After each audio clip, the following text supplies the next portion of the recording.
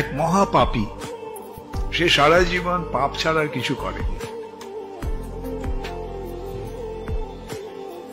তো একদিন প্রচন্ড ঝড় বৃষ্টি হচ্ছে, তো বাড়ির সামনে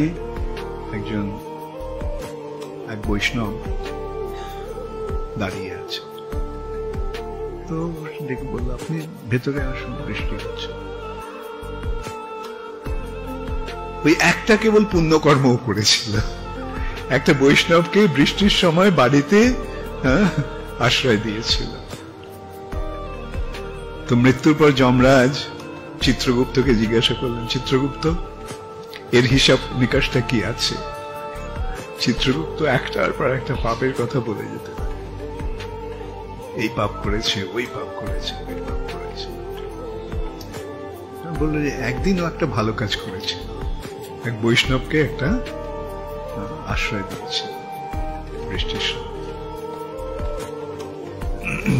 তখন যমরাজ তাকে জিজ্ঞাসা করলেন যে দেখো, তোমার জীবনটা কেবল পাপে পূর্ণ, তার মধ্যে কেবল একটা পুণ্যকর্ম, একটা ভালো কাজ তুমি করেছ।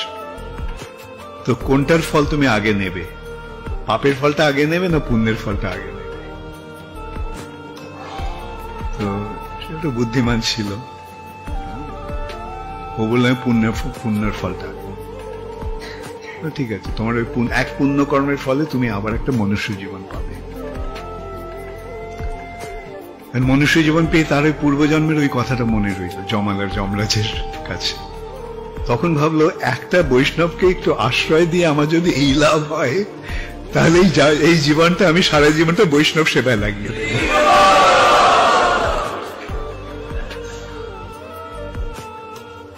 এবং তার পরিণতি কি হলো? ভগবত ভক্তের স্মরণ নিয়ে ভগবানের ভক্তের সেবা করলে কি হয়? সমস্ত পাপ থেকে মুক্ত এবং ভগবত ধামে প্রবেশের সুযোগ লাভ। ভক্তা মাম অভিজানাতি যাবান যশ্চাস্মিত।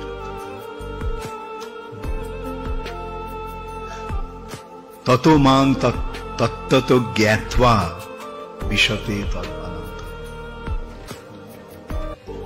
যে আমাকে কেবল ভক্তির মাধ্যমে ভগবান বলছেন আমাকে জানা যায়, এবং আমার জানার ফলে তারা আমার কাছে ফিরে আসতে। তাহলে এখন বলো, জীবনের উদ্দেশ্যটা কি হওয়া উচিত? কে কে মনে করো যে ভগবানের সেবা এবং ভগবানের ভক্তের সেবা করাটাই জীবনের উদ্দেশ্য হওয়া উচিত? Very good. তো এই সেবাটাকে বিরক্তি সহকারে করবো না প্রীতি সহকারে করবো? মনে থাকবে তো?